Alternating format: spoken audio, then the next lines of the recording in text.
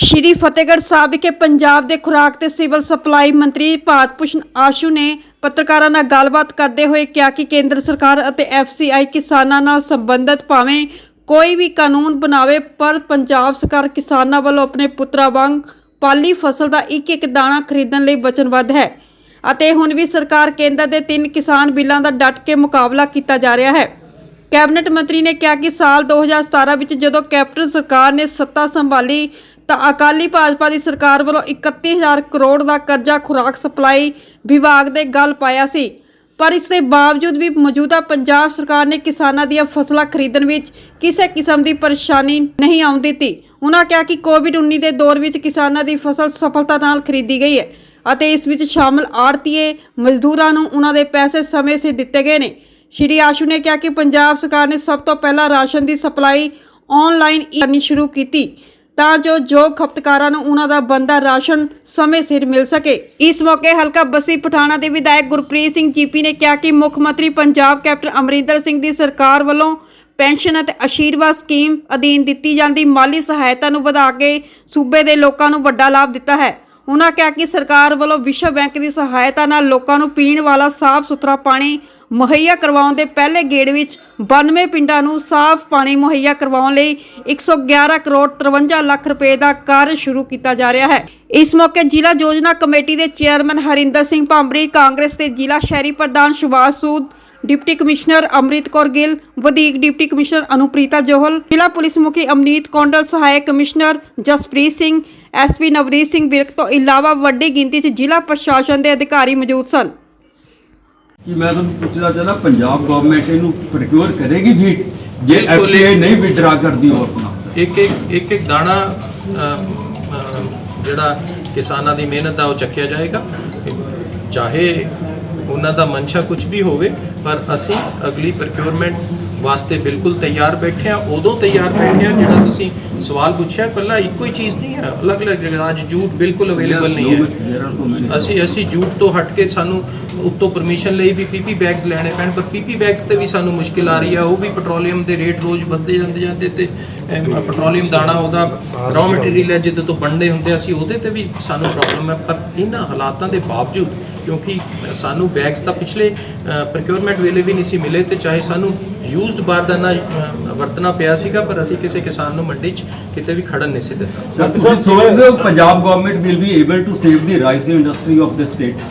हाँ बिल्कुल, ये बहुत वड्डा कंसर्न है इस मौके पर, क्योंकि उस विच भी फोर्टिफिकेशन वगैरह और हाले ताईं ਜਿਹੜੇ ਯੂਜ਼ਡ ਬਾਰਦਾਨਾ ਜਿਹੜਾ ਉਹਨਾਂ ਨੇ ਵਰਤਣਾ ਹੈ ਉਹਦਾ ਵੀ ਰੇਟ ਡਿਸਾਈਡ ਨਹੀਂ ਕੀਤਾ ਗਵਰਨਮੈਂਟ ਨੇ, ਤੇ ਪਰ ਅੱਜ ਸ਼ਾਇਦ ਫੋਰਟੀਫਿਕੇਸ਼ਨ ਵਾਲਾ ਇਸ਼ੂ ਸ਼ਾਮ ਤਾਈਂ ਸੈਟਲ ਹੋ ਜਾਏ ਔਰ ਸਾਡੇ ਜਿਹੜੇ ਬਾਰਦਾਨੇ ਦੇ ਰੇਟ ਆ ਉਹ ਟੈਂਡਰ ਖੁੱਲ ਚੁੱਕੇ ਆ। ਹੁਣੇ ਘੰਟੇ 2 ਘੰਟੇ 'ਚ ਉਹ ਵੀ ਰੇਟ ਅਨਾਉਂਸ ਹੋ ਜਾਣੇ ਆ ਤੇ ਅਸੀਂ ਸੈਂਟਰ ਗਵਰਨਮੈਂਟ ਨੂੰ ਅਨਾਉਂਸ ਕਰ ਦਿੰਦੇ ਹਾਂ। ਪੰਜਾਬ ਦਾ ਨਾਰਾ ਦਿੱਤਾ ਗਿਆ ਜਿੱਥੇ ਆਪਾਂ ਬੈਠੇ ਹਾਂ ਕਿ 2 ਦਿਨ ਪਹਿਲਾਂ ਜਿਹੜੀ ਆ world air quality report 2020 issue ਹੋਈ ਹੈ ਜੀ, ਉਹਦੇ ਵਿੱਚ ਫਤਿਹਗੜ੍ਹ ਸਾਹਿਬ ਪੰਜਾਬ 'ਚ ਨੰਬਰ 1 ਤੇ ਅਤੇ ਆਲ ਵਰਲਡ 38 ਤੇ ਹਾਈ ਪੋਲੂਟਡ ਸਿਟੀ ਹੈ ਜੀ। ਇਹਦੀ ਹਾਲਾਂਕਿ ਬਹੁਤ ਪਾਲਿਸੀਆਂ ਆਈਆਂ ਨੇ, ਪ੍ਰੋਜੈਕਟ ਆਏ ਨੇ ਕਿ ਇਹਨਾਂ ਦੀ ਹਵਾ ਜਿਹੜੀ ਉਹ ਸਾਫ਼ ਕੀਤੀ ਜਾਵੇ, ਅੱਜ ਤੱਕ ਜਿਹੜੀ ਇਹ ਸਾਡੇ ਸਫਲ ਨਹੀਂ ਹੋ ਸਕੇ। ਕਿਸ ਤਰ੍ਹਾਂ ਪੋਸੀਬਲ ਹੋਊਗਾ ਸਰ? ਤੁਹਾਨੂੰ MLA ਸਾਹਿਬ ਜੋ ਬਾਅਦ ਚੋਂ ਦੱਸਣਗੇ ਫਤਿਹਗੜ੍ਹ ਸਾਹਿਬ ਦੀ ਬਿਹਤਰੀ ਵਾਸਤੇ ਜਿਹੜੇ ਪ੍ਰੋਜੈਕਟ ਇਹਨਾਂ ਨੇ ਚੱਲੇ ਹੈ। ਪਰ ਹਾਂ ਵਾਤਾਵਰਨ ਨੂੰ ਸੰਭਾਲਣ ਵਾਸਤੇ ਬੜਾ ਕੰਸਰਨ ਹੈ।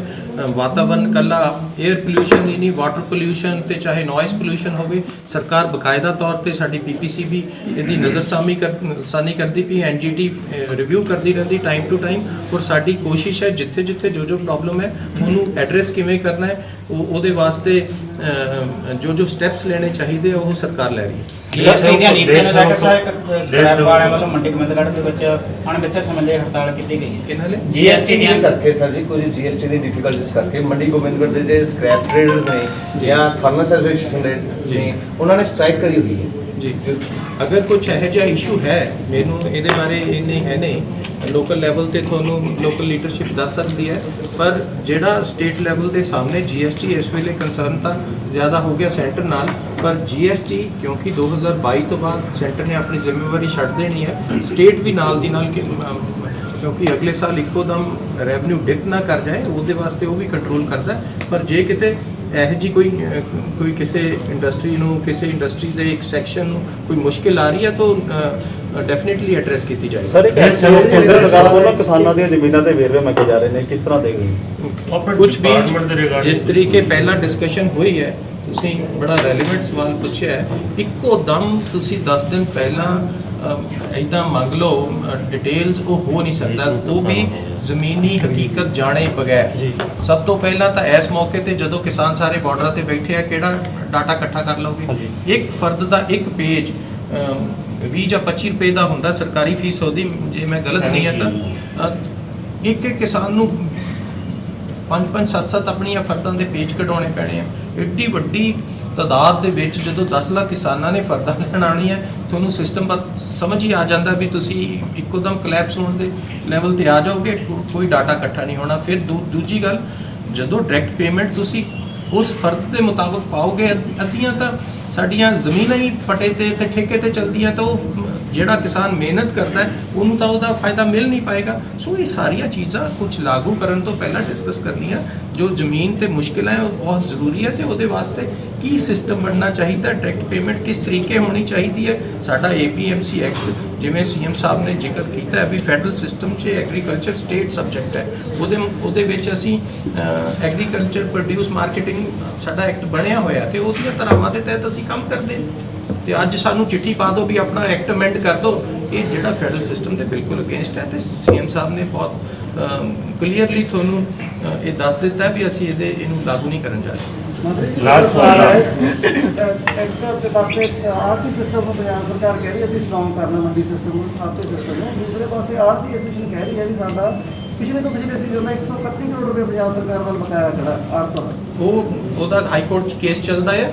ਉਹ ਜਿਹੜਾ ਬਕਾਇਆ ਆ ਉਹ ਆੜਤੀਆਂ ਦੀ ਆਪਦੀ ਕਮਜ਼ੋਰੀ ਕਰਕੇ ਹੈ ਬਕਾਇਆ, ਉਹਦੇ 'ਚ ਸਟੇਟ ਗਵਰਨਮੈਂਟ ਦਾ ਕੁਝ ਲੈਣਾ ਦੇਣਾ ਨਹੀਂ। ਉਹ ਪੋਰਟਲ ਤੇ ਆਉਣ ਤੋਂ ਨਾ ਕਰਤੀ ਸੀ। ਇੱਕ ਡਾਇਰੈਕਸ਼ਨ ਹੁੰਦੀ ਹੈ ਸਟੇਟ ਗਵਰਨਮੈਂਟ ਦੀ ਵੀ ਆਪਾਂ ਕੰਮਕਾਰ ਕਰਨਾ, ਇਸ ਜਾਬਤੇ 'ਚ ਕਰਨਾ ਹੈ। ਕੁਝ ਬੰਦਿਆਂ ਨੇ ਉਹ ਜਾਬਤਾ ਮੰਨਣ ਤੋਂ ਇਨਕਾਰ ਕਰ ਦਿੱਤਾ ਸੀ। ਬਾਰ-ਬਾਰ ਟਾਈਮ ਦਿੱਤਾ ਗਿਆ, CCL ਐਕਸਟੈਂਡ ਕੀਤੀ ਗਈ ਦਸੰਬਰ ਤੋਂ ਜਨਵਰੀ, 31 ਜਨਵਰੀ ਤੋਂ 28 ਫਰਵਰੀ। ਫਿਰ ਵੀ ਕੁਝ ਕਿਸਾਨਾਂ ਨੇ ਵੀ ਅਸੀਂ ਤੁਹਾਡੇ ਮੁਤਾਬਕ ਕੰਮ ਨਹੀਂ ਕਰਨਾ ਚਾਹੁੰਦੇ, ਅਸੀਂ ਕੁਝ ਆੜਤੀਆਂ ਨੇ ਉਹ ਹਾਈ ਕੋਰਟ 'ਚ ਗਏ, ਪੋਲੀਟੀਕਲ ਸ਼ੋਸ਼ੇਬਾਜ਼ੀ ਵੀ ਹੋਈ। ਸਭ ਕੁਝ ਹੋਣ ਦੇ ਬਾਵਜੂਦ ਉਸ ਤੋਂ ਬਾਅਦ ਉਹਨਾਂ ਨੇ ਹੀ ਉਹੀ ਪੋਰਟਲ ਦੇ ਉੱਤੇ ਆ ਗਏ। ਪਰ ਉਸ ਟਾਈਮ ਦੀ ਜਦੋਂ CCL ਲੈਪਸ ਹੋ ਜਾਏ ਤਾਂ ਦੋਸਤ ਪੰਜਾਬ ਸਰਕਾਰ ਕੋਲ ਕੋਈ ਇਹੋ ਜਿਹਾ ਅਦਾਰਾ ਨਹੀਂ ਹੈ ਜਿਹਦੇ 'ਚ ਉਹਨਾਂ ਨੂੰ ਪੇਮੈਂਟ ਕੀਤੀ ਜਾਏ। ਜਾਂ ਹਾਈ ਕੋਰਟ ਸਿੱਧੀ ਸੈਂਟਰ ਗਵਰਨਮੈਂਟ ਤੋਂ ਲੈ ਦੂਗੀ, ਜਾਂ ਅਸੀਂ ਉਹਨਾਂ ਨੂੰ ਲਿਖ ਚੁੱਕੇ ਹਾਂ ਵੀ ਉਹ ਹੁਣ ਤੁਸੀਂ 131 ਕਰੋੜ ਦਿਓ, ਇਹ ਦੇਣਦਾਰੀ ਸੈਂਟਰ ਗਵਰਨਮੈਂਟ ਦੀ ਹੈ। ਸਰ ਕੀ ਪੰਜਾਬ ਦੇ ਵਿੱਚ ਨਸ਼ਾ ਖਤਮ ਹੋ ਗਿਆ, ਕਿਉਂਕਿ ਬਾਰ-ਬਾਰ ਸ਼ਮਸ਼ੇਰ ਸਿੰਘ ਦੁੱਲੋ ਵੱਲੋਂ ਸਵਾਲ ਖੜੇ ਕੀਤੇ ਜਾ ਰਹੇ। ਅੱਜ 2017 ਜੁੜਦਾ ਪੰਜਾਬ ਸੀ, ਅੱਜ ਹੈ ਕਿਤੇ ਲੱਕ ਤੋੜ ਦਿੱਤੀ। ਜਿਸ ਤਰੀਕੇ ਉਹਨਾਂ ਨੇ ਕਿਹਾ ਸਾਰੀ ਦੁਨੀਆ ਦੇ ਵਿੱਚ ਕੁਝ ਨਾ ਕੁਝ ਕਿਤੇ ਨਾ ਕਿਤੇ ਤਾਂ ਕੋਈ ਕ੍ਰਾਈਮ ਰਹਿੰਦਾ ਹੀ ਹੈ, ਪਰ ਜਿਹੜਾ ਮਾਹੌਲ 2017 ਸੀ ਅੱਜ ਹੈ। ਅੱਜ ਅਸੀਂ ਆਪ ਸਭ ਮਹਿਸੂਸ ਕਰ ਰਹੇ ਹਾਂ ਵੀ ਉਹ ਲੈਵਲ ਨਹੀਂ ਹੈ, ਔਰ ਸਖਤੀ ਲਗਾਤਾਰ ਵੱਧਦੀ ਜਾ ਰਹੀ ਹੈ, ਐਲੀਮੀਨੇਟ ਹੁੰਦੇ ਜਾ ਰਹੇ ਸਰ ਲਾਸਟ ਕੁਐਸਚਨ ਸਿੱਧੂ ਸਾਹਿਬ ਤੇ ਕੈਪਟਨ ਸਾਹਿਬ ਦੀ ਮੁਲਾਕਾਤ ਨੂੰ ਕਿਵੇਂ ਦੇਖਦੇ ਹੋ? ਬਹੁਤ ਅੱਛੀ ਗੱਲ ਹੈ। ਦੋਨੋਂ ਸਾਡੇ ਸੀਨੀਅਰ ਲੀਡਰ ਹੈ, ਦੋਨਾਂ ਦੀ ਪਰਸੈਪਸ਼ਨ ਇਹੋ ਜਿਹੀ ਹੈ ਜੇ ਇਕੱਠੇ ਹੋ ਕੇ ਸਾਰੀ ਪਾਰਟੀ ਅੱਗੇ ਜਾਂਦੀ ਹੈ ਅਗਲੀਆਂ ਚੋਣਾਂ ਦੇ ਵਿੱਚ, ਕੋਈ ਮੈਨੂੰ ਲੱਗਦਾ ਨਹੀਂ ਕਿਸੇ ਵੀ ਤਰੀਕੇ ਦੀ ਕੋਈ ਦੇਖਣ ਨੂੰ ਮਿਲੇਗਾ ਅੱਗੋਂ ਕੋਈ ਮੁਸ਼ਕਿਲ। ਪਰ ਨਵਜੋਤ ਕੌਰ ਸਿੱਧੂ ਕਹਿ ਰਹੇ ਨੇ ਜੀ ਵੀ ਹੁਣ ਸਮਾਂ ਘੱਟ ਰਹਿ ਗਿਆ, ਵੀ ਜੋ ਜ਼ਿੰਮੇਵਾਰੀ ਹੁਣ ਦੇਣ ਜਾ ਰਹੇ ਹਾਂ ਵੀ ਉਹਨਾਂ ਨਾਲ ਅਸੀਂ ਕਿਵੇਂ ਪਬਲਿਕ ਇਹ ਜਿਹਨੇ ਜ਼ਿੰਮੇਵਾਰੀ ਦੇਣੀ ਹੈ ਔਰ ਜਿਹਨੇ ਲੈਣੀ ਹੈ ਉਹਨਾਂ ਦਾ ਮਤਲਬ। ਜੋ ਪਿਛਲੇ 4 ਸਾਲਾਂ ਦਾ ਫਤਿਹਗੜ੍ਹ ਸਾਹਿਬ ਦੇ ਸੰਦਰਭ ਦੇ ਵਿੱਚ ਜੇ ਆਪਾਂ ਗੱਲ ਕਰੀਏ ਤਾਂ ਮੈਂ ਮਹਿਸੂਸ ਕਰਦਾ ਹਾਂ ਕਿ ਜੋ ਲੋਕਾਂ ਦੀ ਫੀਡਬੈਕ ਹੈ, ਜੋ ਤੁਹਾਡੇ ਕੋਲ ਵੀ ਫੀਡਬੈਕ ਹੋ, ਇਹ ਇਤਿਹਾਸਕ 4 ਸਾਲਾਂ ਦੇ ਵਿੱਚ ਕੰਮ ਹੋਇਆ। ਸ਼ਹੀਦਾਂ ਦੀ ਪਵਿੱਤਰ ਧਰਤੀ ਬਾਬਾ ਜ਼ੋਰਾਵਰ ਸਿੰਘ, ਬਾਬਾ ਫਤਿਹ ਸਿੰਘ ਤੇ ਮਾਤਾ ਗੁਜਰ ਕੌਰ ਜੀ ਦੀ ਅਦੁੱਤੀ ਸ਼ਹਾਦਤ ਵਾਲੀ ਇਸ ਧਰਤੀ ਦੇ ਉੱਤੇ ਸਤਿਕਾਰਯੋਗ ਮੁੱਖ ਮੰਤਰੀ ਕੈਪਟਨ ਅਮਰਿੰਦਰ ਸਿੰਘ ਦੀ, ਉਹਨਾਂ ਦੀ ਸਮੁੱਚੀ ਮੰਤਰੀ ਮੰਡਲ ਦੀ ਟੀਮ, ਸਾਰੇ ਹੀ ਸਾਡੇ ਅਫਸਰ ਸਾਹਿਬਾਨ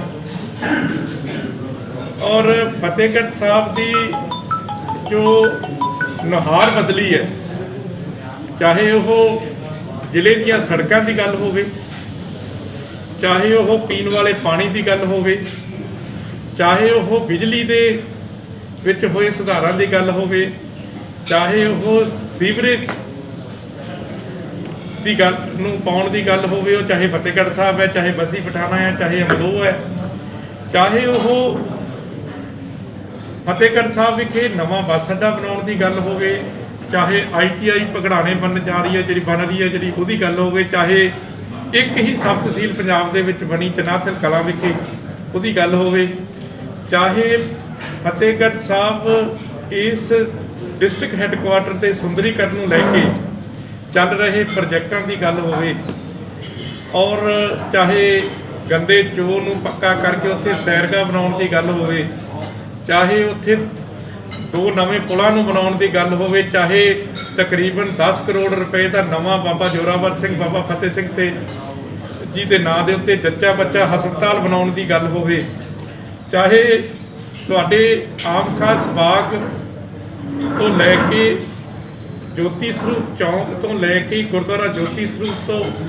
ਤੋਂ ਲੈ ਕੇ ਭੈਰੋਪੁਰ ਤੱਕ ਤੇ ਜੋਤੀ ਸਰੂਪ ਚੌਂਕ ਤੋਂ ਲੈ ਕੇ ਬਸੀ ਪਠਾਣਾ ਤੱਕ ਔਰ ਉਧਰੋਂ GT ਰੋਡ ਤੱਕ ਸਾਰੇ ਹੀ ਇਸ ਇਲਾਕੇ ਨੂੰ ਸੁੰਦਰੀਕਰਨ ਦੀ ਗੱਲ ਕਰਨ ਦੀ ਗੱਲ ਹੋਵੇ, ਚਾਹੇ ਗੁਰਦੁਆਰਾ ਸਾਹਿਬ ਦੇ ਆਸੇ-ਪਾਸੇ 10 ਕਿਲੋਮੀਟਰ ਦੇ ਘੇਰੇ ਦੇ ਵਿੱਚ ਜਿੰਨਾ ਵੀ ਜਿਹੜਾ ਕਿ ਸਾਡੇ ਸ਼ਹੀਦੀ ਸਭਾ ਦੇ ਦੌਰਾਨ ਜਿੱਥੇ ਸਾਡੇ ਸਭ ਤੋਂ ਜ਼ਿਆਦਾ ਜ਼ਰੂਰਤ ਹੁੰਦੀ ਸੀ ਲੋਕਾਂ ਦੇ ਆਵਾਜਾਈ ਦੇ ਲਈ, ਉਹਨਾਂ ਸੜਕਾਂ ਨੂੰ 4 ਮਾਰਗੀ 33 ਫੁੱਟ 24 ਫੁੱਟ 18 ਫੁੱਟ ਔਰ ਨਵੀਆਂ ਸੜਕਾਂ ਬਣਾਉਣ ਦੀ ਗੱਲ ਹੋਵੇ, ਚਾਹੇ ਸਾਡੇ ਸ਼ਹਿਰ ਦੇ ਵਿੱਚ ਪੂਰੇ ਸ਼ਹਿਰ ਦੇ ਵਿੱਚ ਜਿੱਥੇ ਕੱਚੀਆਂ ਕਲੋਨੀਆਂ ਤੇ ਗਲੀਆਂ ਸੀਗੀਆਂ ਉਹਨਾਂ ਦੇ ਉੱਤੇ ਇੰਟਰਲੌਕ ਟਾਈਲਾਂ ਲਾ ਕੇ ਪੂਰੇ ਇਲਾਕੇ ਨੂੰ ਪੱਕਾ ਕਰਨ ਦੀ ਗੱਲ ਹੋਵੇ।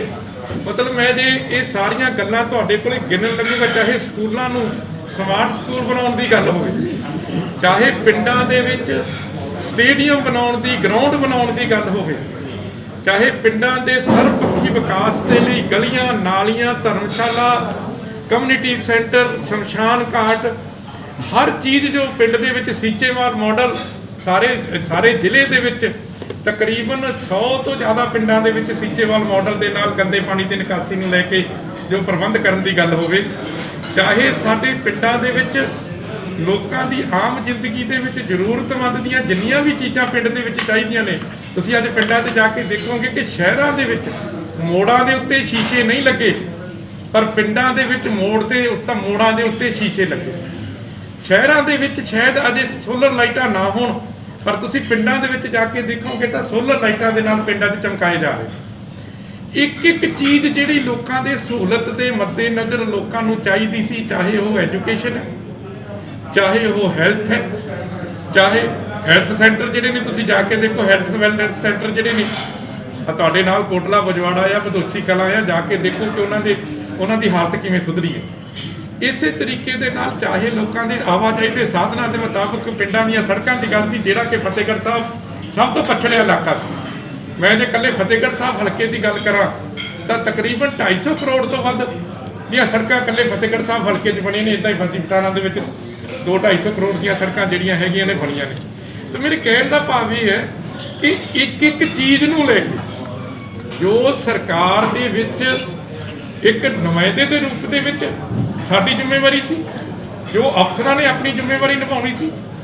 ਸਭ ਤੋਂ ਵੱਡੀ ਗੱਲ ਕਿ ਕੋਸ਼ਿਸ਼ ਬਹੁਤ ਵੱਡੇ ਲੈਵਲ ਤੇ ਹੋਈ ਹੈ ਪੋਲੀਟੀਕਲ ਤੌਰ ਤੇ ਔਰ ਬਿਊਰੋਕ੍ਰੈਟਿਕ ਲੈਵਲ ਤੇ, ਕਿ ਜਿਹੜੀ ਕਰਪਸ਼ਨ ਜਿਹੜੀ ਸੀਗੀ ਡਿਪਾਰਟਮੈਂਟਾਂ ਦੇ ਵਿੱਚ ਉਹਦੇ ਉੱਤੇ ਬਹੁਤ ਵੱਡੀ ਨੱਥ ਪਾਈ ਗਈ ਹੈ। ਔਰ ਜਿਹੜਾ ਪੈਸਾ ਡਿਵੈਲਪਮੈਂਟ ਦਾ ਹੁੰਦਾ ਸੀਗਾ ਉਸ ਪੈਸੇ ਨੂੰ 100% ਉਹ ਪੈਸਾ ਥੱਲੇ ਲੱਗੇ, ਉਹਦੇ ਵਾਸਤੇ ਬਹੁਤ ਜ਼ਬਰਦਸਤ ਤਰੀਕੇ ਦੇ ਨਾਲ ਜਿਹੜਾ ਹੈਗਾ ਆ ਉਹ ਇੱਕ ਇੰਤਜ਼ਾਮ ਔਰ ਉਹਦਾ ਪ੍ਰਬੰਧ ਕੀਤਾ ਗਿਆ। ਸੋ ਕਰੋੜ 77 ਲੱਖ ਰੁਪਈਆ 87 ਲੱਖ ਰੁਪਈਆ ਪੰਜਾਬ ਸਰਕਾਰ ਨੇ ਰੇਲਵੇ ਡਿਪਾਰਟਮੈਂਟ ਨੂੰ ਜਮ੍ਹਾਂ ਕਰਵਾ ਦਿੱਤਾ ਆ, ਜਿਹੜਾ ਕਿ ਇੱਥੇ ਇੱਕ ਚਿੱਟਾ ਹਾਥੀ ਓਵਰਬ੍ਰਿਜ ਗਲਤ ਨੀਤੀਆਂ ਦੇ ਤਹਿਤ ਸ਼ਹਿਰ ਦੇ ਵਿੱਚ ਬਣਾਇਆ ਗਿਆ ਸੀ ਔਰ ਸ਼ਹਿਰ ਡਿਵਾਈਡ ਕਰ ਦਿੱਤਾ ਗਿਆ ਸੀ। ਉਹਦੇ ਉੱਥੇ ਓਵਰਬ੍ਰਿਜ ਦੇ ਥੱਲੇ ਅੰਡਰਬ੍ਰਿਜ 4 ਕਰੋੜ 87 ਲੱਖ ਰੁਪਏ ਦੇ ਨਾਲ ਬੰਦੇ ਨੇ। ਪੰਜਾਬ ਸਰਕਾਰ ਨੇ ਰੇਲਵੇ ਨੂੰ ਆਪਣੇ ਕੋਲੋਂ ਸਾਰੇ ਦਾ ਸਾਰਾ ਪੈਸਾ 4 ਕਰੋੜ 87 ਲੱਖ ਰੁਪਏ ਜਮ੍ਹਾਂ ਕਰਵਾਤਾ। ਸਿਰਫ ਇੱਕ ਵਾਸਤੇ ਕਿ ਹਾਂਜੀ ਇੱਕ ਅੰਡਰਬ੍ਰਿਜ, ਇਹ ਜਿਹੜਾ ਅੰਡਰਬ੍ਰਿਜ ਇੱਕ ਤਾਂ ਇਹ ਤੇ ਪੰਜਾਬ ਸਰਕਾਰ ਨੇ ਦੇਤਾ ਨਾ। ਮਾਧੋਪੁਰ ਦੇ ਵਿੱਚ ਮਾਧੋਪੁਰ 'ਚ ਅੰਡਰਬ੍ਰਿਜ ਬਣਨ ਜਾ ਰਿਹਾ, ਸ਼ੁਰੂ ਹੋ ਗਿਆ ਹੈ। ਇਸੇ ਤਰੀਕੇ ਦੇ ਨਾਲ ਹੰਸਾਲੀ ਅੰਡਰਬ੍ਰਿਜ ਬਣ ਗਿਆ ਆ। ਤੁਹਾਡੇ ਰਜਿੰਦਰਗੜ੍ਹ ਅੰਡਰ ਵਿੱਚ ਬਣ ਗਿਆ, 7 ਜਾਰੇ ਅੰਡਰ ਵਿੱਚ ਬਣ ਗਿਆ, ਪਤਾਰਸੀ ਅੰਡਰ ਵਿੱਚ ਬਣ ਗਿਆ, ਸੱਧੂ ਮਾਜਰੇ ਦੇ ਅੰਡਰ ਵਿੱਚ। ਜਿੰਨਾ ਫਤਿਹਗੜ੍ਹ ਸਾਹਿਬ ਹਲਕੇ ਦੇ ਵਿੱਚੋਂ ਰੇਲਵੇ ਲਾਈਨ ਲੰਘਦੀ ਹੈ, ਇੱਕ ਵੀ ਫਾਟਕ ਜਿਹੜਾ ਹੈਗਾ ਆ ਉਹ ਰੇਲਵੇ ਲਾਈਨ ਤੇ ਨਹੀਂ ਰੁਕਾ, ਸਾਰੇ ਦੇ ਸਾਰੇ ਅੰਡਰ ਵਿੱਚ ਬਣਦਾ। ਨਾਗਰਾ ਸਾਹਿਬ, ਮੇਰਾ ਇੱਕ ਸਵਾਲ ਤੁਹਾਡੇ ਨਾਲ ਫਲੋਟਿੰਗ ਰੈਸਟੋਰੈਂਟ ਦਾ ਮੈਂ ਅੱਗੇ ਮੈਨੂੰ ਪੂਰਾ ਕਰ ਲਿਆ ਜੀ। ਜਿੱਥੋਂ ਤੱਕ ਗੱਲ ਜਿਹੜੀ ਇਹ ਪ੍ਰੋਜੈਕਟ ਨੇ, ਇਹਦੇ ਵਿੱਚ ਟੂਰਿਜ਼ਮ ਦਾ ਪ੍ਰੋਜੈਕਟ ਜਿਹੜਾ ਹੈਗਾ ਆ, ਉਹ ਜਿਹੜੀ ਤੁਸੀਂ ਗੱਲ ਕਰਨ ਲੱਗੇ ਹੋ, ਉਹਦੇ ਤਹਿਤ ਵੀ ਤਕਰੀਬਨ ਆਮ ਖਾਸ ਬਾਗ, ਸਦਨਾ ਕਸਾਈ ਦੀ ਮਸੀਤ, ਜਹਾਜ਼ ਹਵੇਲੀ, ਜੇ ਸ਼੍ਰੋਮਣੀ ਕਮੇਟੀ ਅਲਾਉ ਕਰੂਗੀ ਤਾਂ, ਔਰ ਡੇਰਾ ਮੀਰ ਮੀਰਾਂ ਦੀ ਮਜ਼ਾਰ, ਔਰ ਜਿਹੜੇ ਸਾਡੇ ਹਿਸਟੋਰੀਕਲ ਉਹ ਨੇ ਜਿਵੇਂ ਕਿ ਤੁਹਾਡਾ ਫਲੋਟਿੰਗ ਰੈਸਟੋਰੈਂਟ ਵੀ ਹੈ, ਇਹਨਾਂ ਸਾਰਿਆਂ ਨੂੰ ਨਵੀਨੀਕਰਨ ਕਰਕੇ ਦੁਬਾਰਾ ਤੋਂ ਫਿਰ ਜਿਹੜੇ ਇਹ ਡੈਡ ਪ੍ਰੋਜੈਕਟ ਸੀਗੇ, ਇਹਨਾਂ ਪ੍ਰੋਜੈਕਟਾਂ ਨੂੰ ਜਿਹੜਾ ਹੈਗਾ ਆ ਦੁਬਾਰਾ ਤੋਂ ਪੰਜਾਬ ਸਰਕਾਰ ਜਿਹੜੀ ਹੈ।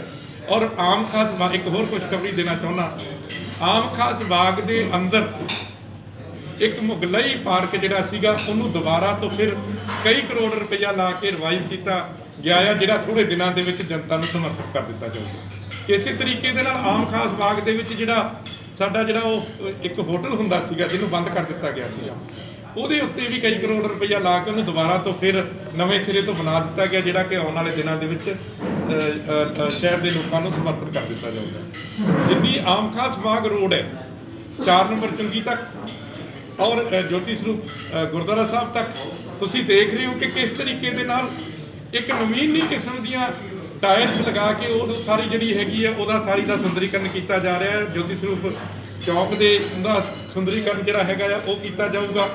ਬਾਬਾ ਬੰਦਾ ਸਿੰਘ ਬਹਾਦਰ ਜੀ ਦਾ ਮੁੱਖ ਮੰਤਰੀ ਸਾਹਿਬ ਨੇ ਕਿਹਾ ਆ ਕਿ ਉੱਥੇ ਸਟੈਚੂ ਲੱਗੂਗਾ। ਇਸੇ ਤਰੀਕੇ ਨਾਲ ਕਈ ਕਰੋੜ ਰੁਪਏ ਦੇ ਨਾਲ ਬਾਬਾ ਮੋਤੀ ਰਾਮ ਮਹਿਰਾ ਪਾਰਕ ਜਿਹੜਾ ਹੈਗਾ ਆ ਉਹ ਬਣਾ ਕੇ ਲੋਕਾਂ ਨੂੰ ਸਮਰਪਿਤ ਕੀਤਾ ਗਿਆ ਹੈ। ਬਹੁਤ ਸਾਰੀਆਂ ਗੱਲਾਂ ਨੇ ਜਿਹੜੀਆਂ ਮਤਲਬ ਹੌਲੀ ਹੌਲੀ ਜੇ ਮਤਲਬ ਗੱਲ ਕਰਾਂਗੇ ਤਾਂ ਬਹੁਤ ਨੇ, ਪਰ ਮੇਰੇ ਕਹਿਣ ਦਾ ਭਾਵ ਇਹ ਹੈ, ਇਹ ਸਾਰਾ ਵਿਕਾਸ ਇੱਕ ਨੀਤੀਗਤ ਤਰੀਕੇ ਦੇ ਨਾਲ ਸਾਰੇ ਐਮਐਲਏ ਸਾਹਿਬਾਨ ਨੇ ਅਫਸਰਾਂ ਦੇ ਨਾਲ ਬੈਠ ਕੇ, ਔਰ ਮੁੱਖ ਮੰਤਰੀ ਸਾਹਿਬ ਨੇ ਫਤਿਹਗੜ੍ਹ ਸਾਹਿਬ ਦੇ ਲਈ ਕਦੀ ਵੀ ਮਨਾ ਨਹੀਂ ਕੀਤਾ। ਦੇਖੋ ਤੁਸੀਂ ਹੁਣ ਅਕਾਲੀ ਦਲ ਦੇ 10 ਸਾਲ ਦੇ ਰਾਜ ਦੇ ਵਿੱਚ ਸਰਹੰਦ ਪਟਿਆਲਾ ਰੋਡ ਨਹੀਂ ਬਣੀ, ਤੁਸੀਂ ਸਾਰੇ ਜਾਣਦੇ ਹੋ, ਬਣ ਕੇ ਤਿਆਰ ਹੋ ਗਈ। 10 ਸਾਲ ਦੇ ਵਿੱਚ ਸਰਹੰਦ ਤੋਂ ਲੈ ਕੇ ਚੁੰਨੀ ਵਾਲੀ ਰੋਡ ਨਹੀਂ ਬਣੀ, ਅੱਜ ਤੁਸੀਂ ਦੇਖ ਰਹੇ ਹੋ ਕਿ ਸਾਰੀ ਨਵੇਂ ਸਿਰੇ ਤੋਂ ਬਣ ਰਹੀ ਹੈ। ਤਕਰੀਬਨ 10% ਰਹਿ ਗਈ, ਬਾਕੀ ਬਣ ਗਈ ਹੈ। 10 ਸਾਲ ਦੇ ਵਿੱਚ ਲਾਂਡਰਾਂ ਦਾ ਚੌਂਕ ਜਿਹੜਾ ਕਿ 65% ਪੰਜਾਬ ਦੀ ਜਿਹੜੀ ਪਾਪੂਲੇਸ਼ਨ ਹੈ ਉੱਥੋਂ ਦੀ ਕਾਰਾਂ ਤੇ ਲੰਘਦੀ ਸੀਗੀ, ਉਹ ਲਾਂਡਰਾਂ ਵਾਲਾ ਚੌਂਕ ਜਿਹੜਾ ਸੀਗਾ ਉਹ ਐਡਾ ਵੱਡਾ ਬਾਟਮ ਨੈਕ ਬਣਿਆ ਹੋਇਆ ਸੀਗਾ ਕਿ ਇੱਕ ਡੇਢ ਘੰਟਾ ਸਾਡੇ ਲੋਕਾਂ ਨੂੰ ਉੱਥੇ ਖੜਾ ਹੋਣਾ ਪੈਂਦਾ ਸੀ। ਅੱਜ ਤਕਰੀਬਨ 29 ਕਰੋੜ ਰੁਪਈਆ ਲਾ ਕੇ ਉਹ ਜਿਹੜਾ ਹੈਗਾ ਆ ਪੰਜਾਬ ਸਰਕਾਰ ਨੇ ਉਹ ਜਿਹੜਾ ਆ ਕੋਡ ਕੱਢਿਆ ਹੈ।